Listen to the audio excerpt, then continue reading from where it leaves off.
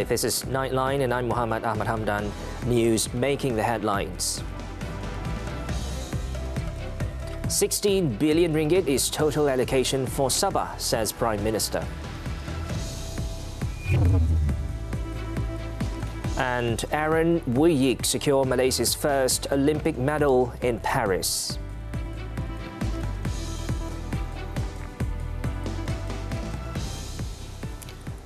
Good morning. We begin with this headlining story. A Malaysia Airlines flight with 259 pilgrims bound for Jeddah returned to KLIA about 2 hours after taking off on Sunday. Flight MH156 was carrying 259 pilgrims who were heading to Jeddah to perform the Umrah. The Civil Aviation Authority of Malaysia, CAAM, confirmed to have received a report on the incident. Its Chief Executive Officer, Datuk Captain Norazman Mahmud, in a brief reply to the media, confirmed that CAAM has been informed by the national carrier about the reason for the aircraft's return. However, he said CAAM will not provide further comment on the matter until the airline completes its investigation.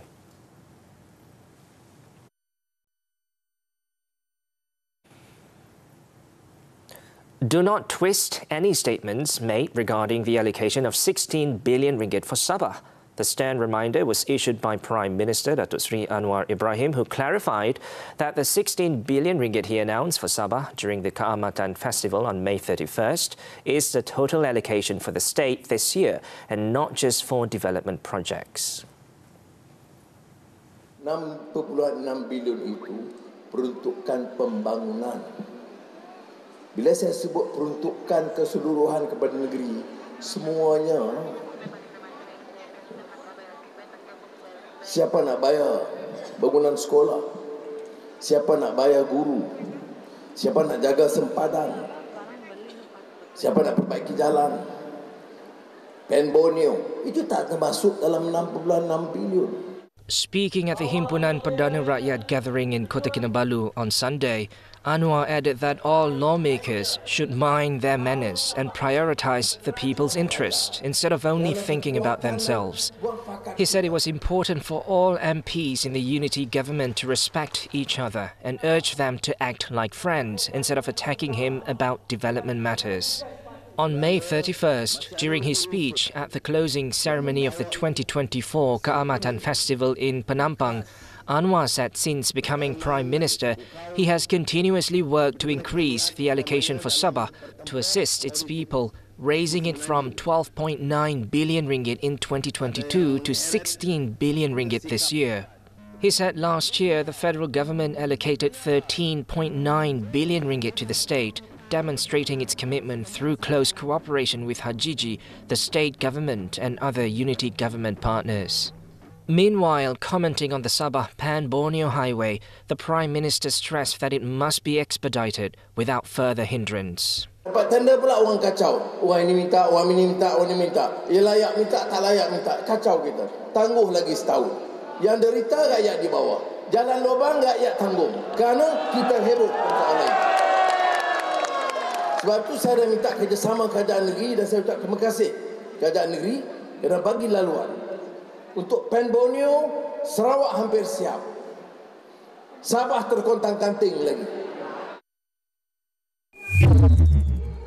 Meanwhile, the Prime Minister said the ringgit is currently at its strongest level in 14 years due to the unity government's policies as well as collective efforts to develop the country. Hari ini ringgit paling kuat dalam masa 14 tahun. Paling kuat dalam Asia peningkatannya. Kerana apa? Bukan kerana jasa saya, bukan kerana Anwar. Kerana dasar kerajaan, kerana kekuatan dan muafakat kita. Prime Minister Datuk Seri Anwar Ibrahim has always appreciated the contributions made by UMNO, which is currently part of the unity government. Deputy Prime Minister Datuk Seri Ahmad Zahid Hamidi said the matter was proven with the appointment of 7 full cabinet ministers from the party. Kita harus bersyukur apabila yang 30 itu telah dihargai sumbangan kita oleh Yang Amat Berhormat Datuk Seri Anwar Ibrahim hingga 7 orang menjadi menteri penuh dan 6 orang menjadi timbalan menteri. Speaking at the launch of the Kota Raja UMNO division meeting in Klang on Sunday, the UMNO president reminded the party's grassroots to face the current political reality. He urged them to be realistic, saying they are not the dominant party they once were. He also reminded party members to continue to work together with the unity government in order to rebuild the strength and glory of UMNO. The Election Commission has been notified of the vacancy of the Mahkota state seat following the death of its incumbent, Datuk Sharifah Azizah Said Zain, on Friday. Johor State Assembly Speaker Datuk Muhammad Puat Zarkashi said he notified the EC about the vacancy on Sunday morning. In a statement, he said that the notice was sent via fax to the EC for further action. Meanwhile, the EC has confirmed that it has received the official notice, saying a special meeting for the State Assembly by-election will be held on August 13th. The former UMNO Johor Wanita chief passed away while receiving treatment at the Encik Besar Hajah Kalsum Hospital in Kluang. Sharifah previously won the Mahkota state seat in the 2022 state election. Now, veteran singer JJ has died on Sunday evening. The former Carefree lead vocalist, whose real name is Muhammad Fauzi Darus, was 66. The sad news of his passing was shared by fellow artists, including Datuk Hatan and Datuk Fauzia Ahmad Daud, among others, on their social media platforms. It was previously reported that JJ underwent heart surgery at the National Heart Institute on May 23rd. He reportedly collapsed in a bus travelling from Singapore to Kuala Lumpur last month.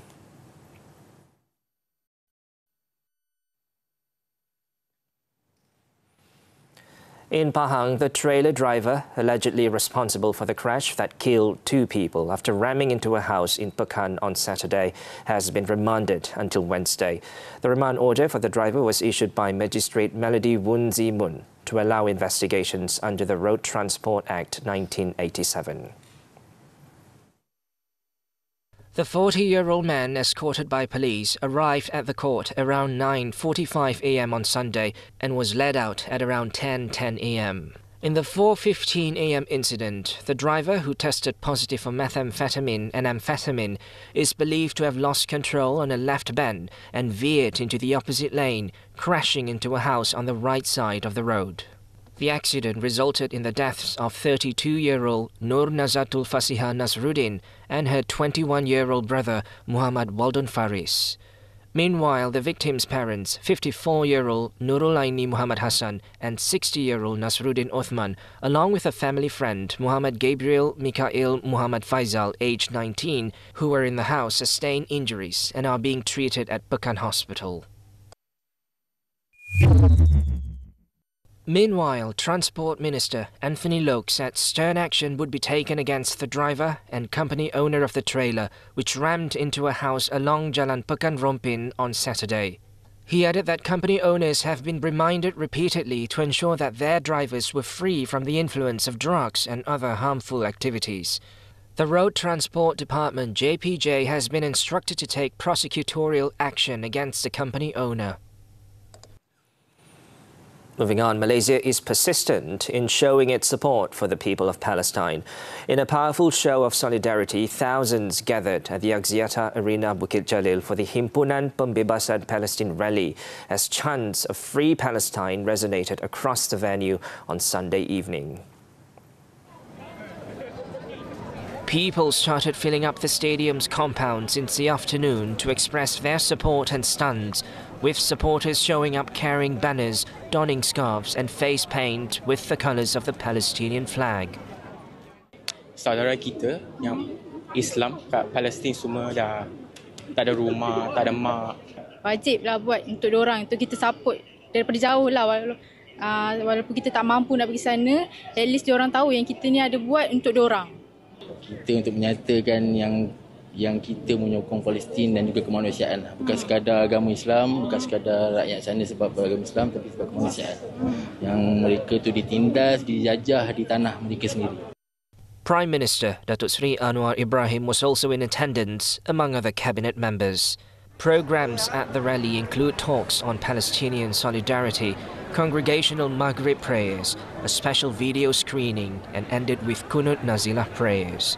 The rally aims to send a message to the world that Malaysia condemns the killing of Hamas political bureau chief Ismail Haniyeh and opposes the ongoing atrocities of the Zionist regime.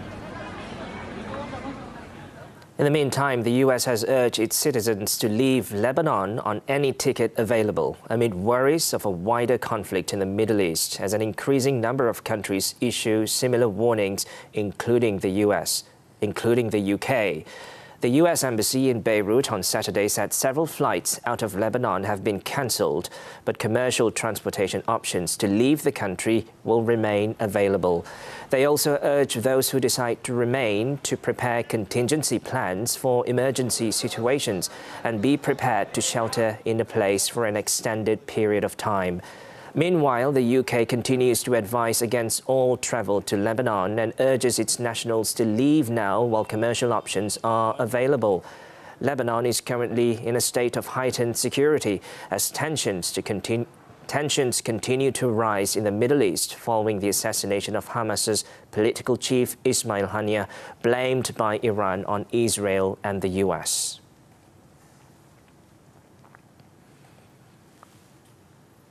Meanwhile, Zionist air attacks targeted 2 schools in Gaza City on Sunday, killing at least 30 people and wounding many others. According to the Gaza Civil Defense, at least 30 bodies have been recovered from the Al-Nasser and Hassan Salama schools after the attacks. The rescue service said, however, about 16 displaced people were still missing under the rubble of the Al-Nasser school.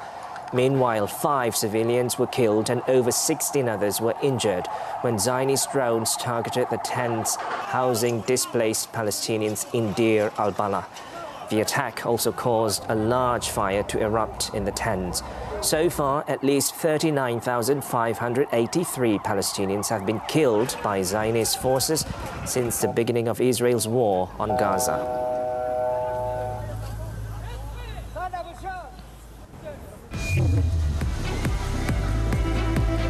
Dozens arrested as violent far-right protests erupt over deadly stabbings. This and more from the Foreign Front when we return.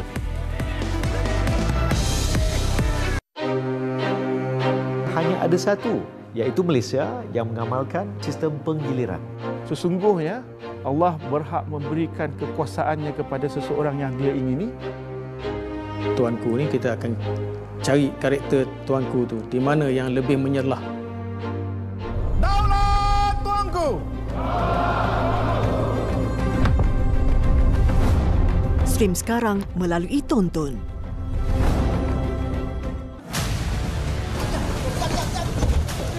Handphone. Ni, Proses ketum di sebalik kedai burger. Saya jual yang di sini punya sih, yang kawasan sini sih. Paling pernah pun 15 itu sih, 15 botol begitu. Suami ditahan, isteri merintih. Aku pun sudah cakap jangan jual itu lagi. Saksikan 999 Selasa jam 9 malam di TV3 dan stream sekarang melalui Tonton. Istimewa lintas langsung dari Muzium Negara sempena pameran Raja Kita. Angka pengidap diabetes terus meningkat. Gaya hidup dan pemakanan antara punca. Fasa peralihan monsun, jejas alam sekitar dan kesihatan, masyarakat harus peka dengan cuaca panas. Lesen media sosial, adakah menyekat hak bersuara? Dan soal wang membincangkan tentang peruntukan duit untuk bersedekah. MSI setiap Isnin hingga Jumaat 9.30 pagi eksklusif di TV3. Dan juga stream melalui Tonton. Foreign news. Violence erupted in several cities across the United Kingdom amid violent protests as crowds of far-right activists scuffled with the police and counter-protesters.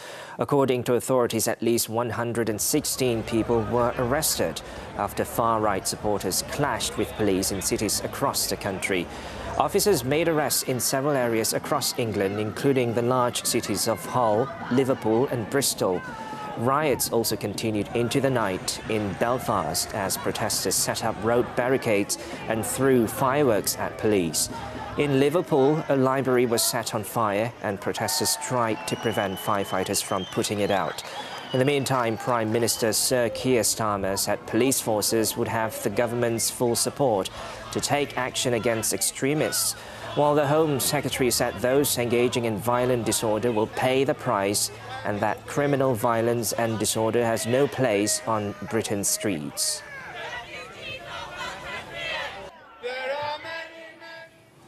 A new round of violence in Bangladesh has killed at least 79 people in clashes on Sunday as police fired tear gas and lobbed stun grenades to disperse tens of thousands of protesters calling for Prime Minister Sheikh Hasina to resign.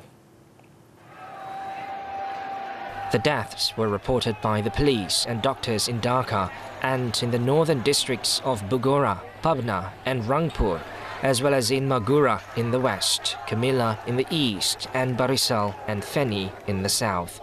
According to officials, some of the dead were brought to the hospital with bullet wounds.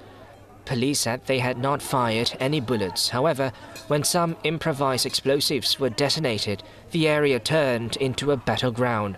Protesters attacked homes and vandalized a community welfare office in the area where hundreds of ruling party activists took up positions.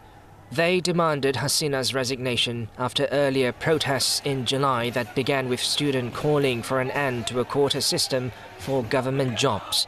They also called for non-cooperation, urging people not to pay taxes and utility bills and not show up for work on Sunday, a working day in Bangladesh. Russian President Vladimir Putin has offered condolences to North Korean counterpart Kim Jong-un over devastating floods that caused untold casualties and damaged thousands of homes. The North, in turn, said on Sunday that Putin had also offered immediate humanitarian support to aid its recovery efforts. Kim thanked Putin for the outreach but said already established plans as state measures were taken at the present stage. Pyongyang said this week it had seen a record downpour on July 27th, which killed an unspecified number of people, flooded dwellings and submerged swathes of farmland in the north near China.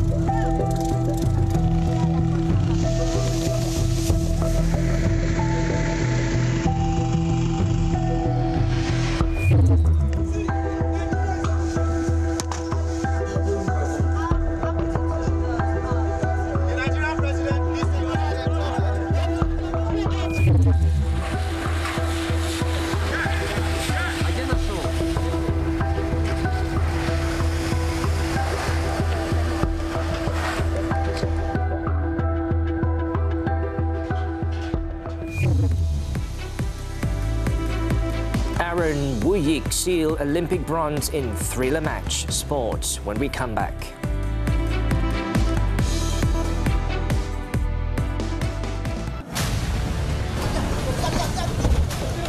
Handphone. Proses ketum di sebalik kedai burger. Saya jual yang di sini punya sih, yang kawasan sini sih. Paling pernah pun 15 itu sih, 15 botol begitu. Suami ditahan, isteri merintih. Aku pun sudah cakap jangan jual itu lagi. Saksikan 999 Selasa jam 9 malam di TV3 dan stream sekarang melalui Tonton.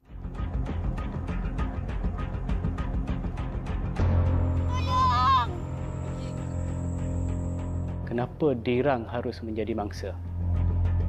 Mengenai kanak-kanak 5 tahun Nurul Nadira Abdullah yang disahkan rentung oleh polis.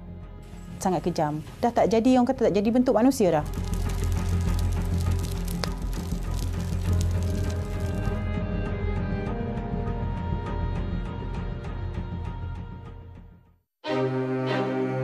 Hanya ada satu, iaitu Malaysia yang mengamalkan sistem penggiliran. Sesungguhnya Allah berhak memberikan kekuasaannya kepada seseorang yang dia ingini. Tuanku ni kita akan cari karakter tuanku tu di mana yang lebih menyerlah. Daulat tuanku. Stream sekarang melalui Tonton. Sports now, football, the FA Cup.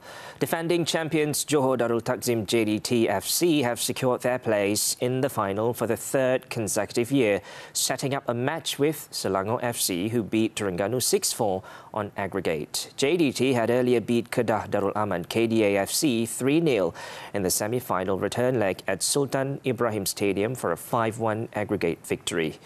After a scoreless first half, the Southern Tigers, who entered the match on a 2-1 scoreline from the first leg, opened the scoring in the 50th minute through defender Feroz Baharudin.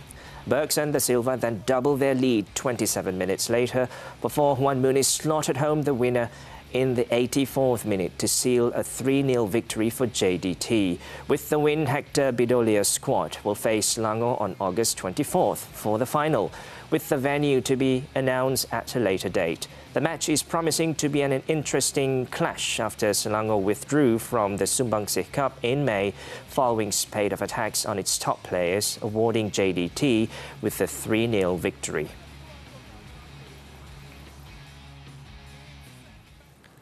And on to the 2024 Paris Olympics. Aaron Chia, So Woo-yik brought cheers to the Malaysian contingent after they fought back from the brink of defeat to secure the country's first medal at the Games. The world number 3 clinched the men's doubles bronze after overcoming Denmark's world number 2 Anders Karup Rasmussen, Kim Astrup 16-21, 22-20, 21-19.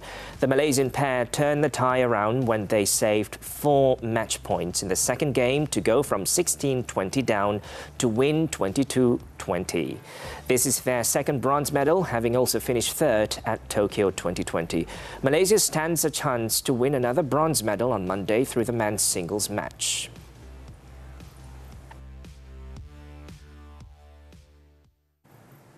An earlier men's singles shuttler Lee Zijia's dream of winning gold ended after he went down to Thailand's reigning world champion Kunvalut Vititsan in the semi-finals on Sunday. Zijia lost out 14-21, 15-21 to a pumped-up Kunvalut at the Adidas Arena in Port de la Chapelle. The Thai player dominated from the beginning, winning the first set in 43 minutes. By the second set, the world number 7 was earnestly trying to catch up, but Kunvalut was in fine form. Inevitably, Kunvalut sealed his finals berth by winning the final set, with the score being 21-15. The independent player, though, still has a chance to bring back a medal and will take on India's Lakshya Sen in the bronze medal playoff match on Monday. I mean, I've no choice but just to accept the loss today, and but for me, it's still not the end of the war. I still got one match tomorrow, and I mean, no time for me to think about anything. So let's just focus on tomorrow match. Yeah.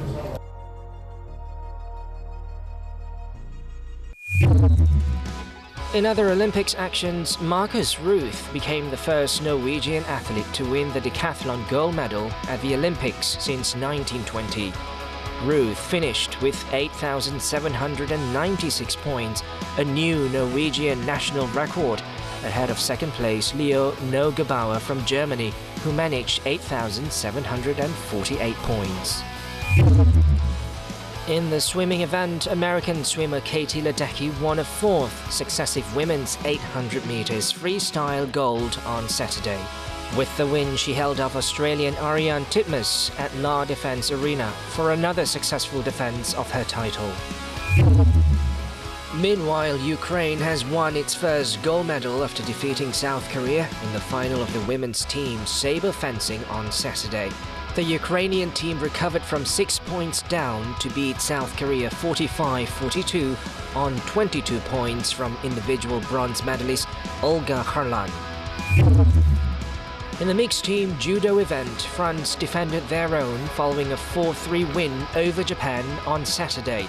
A repeat of the final in Tokyo 4 years ago seemed to be headed for a different outcome, with the Japanese 3-1 ahead at one point. However, Clarice Abegnenu leveled the scoring at 3-3, and Teddy Reiner secured gold after beating Saito Tatsuru in the final contest.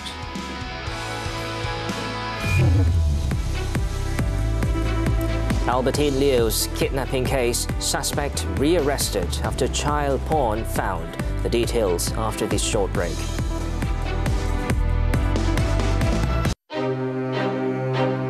ada satu, iaitu Malaysia yang mengamalkan sistem penggiliran. Sesungguhnya Allah berhak memberikan kekuasaannya kepada seseorang yang dia ingini. Tuanku ni kita akan cari karakter tuanku tu di mana yang lebih menyerlah.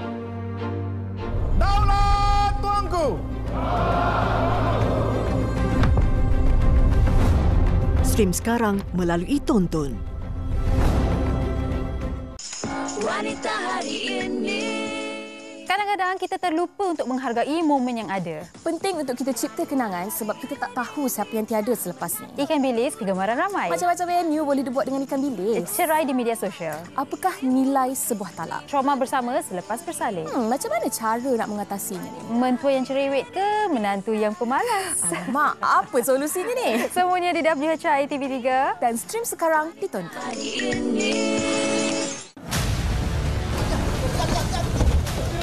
Handphone. Ni, Proses ketum di sebalik kedai burger. saya jual yang di sini punya sih, yang kawasan sini sih. Paling pernah pun 15 itu sih, 15 botol begitu. Suami ditahan, isteri merintih. Aku pun sudah cakap jangan jual itu lagi. Saksikan 999 Selasa jam 9 malam di TV3 dan stream sekarang melalui Tonton. Welcome back. In Johor, a car driver was killed while his passenger was severely injured after their vehicle skidded off the road on Sunday. The 1:45 a.m. accident occurred at the Persiaran Indah Junction in Bukit Indah, Johor Bahru. According to Iskandar Putri District Police Chief M. Kumarasan, the deceased was a 24-year-old man, while the injured victim is a 31-year-old male. The accident happened when the driver allegedly lost control of the car and crashed into a guardrail. The driver was then catapulted out of the car and sustained severe head injuries, as well as a broken right arm before succumbing to his injuries. Meanwhile, the passenger suffered injuries to his head, legs and hands. The body of the driver and the injured passenger was sent to Sultanah Aminah Hospital for further action, and the case is being investigated under the Road Transport Act. Police have rearrested a suspect previously released on bail to assist their investigation into the kidnapping of 6-year-old Albertine Leo Jia Hui. The arrest was made following the discovery of various sex toys and child pornographic material at the suspect's residence in Kulai. Johor Police Chief Commissioner M. Kumar said that the 31-year-old male is expected to be brought to court on Monday for a remand order application. The suspect is investigated under the Sexual Offences Against Children Act and the Penal Code for accessing or possessing child sexual abuse materials and for possessing obscene materials. The man, who was the fifth suspect in Albertine's kidnapping case, was initially arrested along with the victim at a budget hotel in Batangkali, Selangor on July 23rd. 4 other suspects were previously arrested and remanded for 4 days until July 26, after which they were released on police bail without further extension of their remand. And lastly, in Kedah, a former general manager of the Lubuk Batu Regional Farmers Organisation, PPK, and her deputy have been charged with criminal breach of trust, CBT, at the Alostar Sessions Court on Sunday. The offence was reportedly committed in 2019, involving 30,000 ringgit from the agency. Nuriza Nordin, age 49, who is the Lubuk Batu PPK general manager, and her deputy, 40-year-old Roslyn Alias, however, pleaded not guilty when the charge was read before Judge Ann Priscilla Hemamalini. Nuriza is accused of cashing a cheque made out to Roslyn valued at 30,000 ringgit and misusing the funds for her own benefit. Roslyn is accused of abetting Nuriza in committing the criminal breach of trust involving the same cheque. Both individuals are charged under the Penal Code and have been granted bail of 10,000 ringgit each. The judge has ordered both individuals to surrender their passports and set September 5th for the case re-mentioned.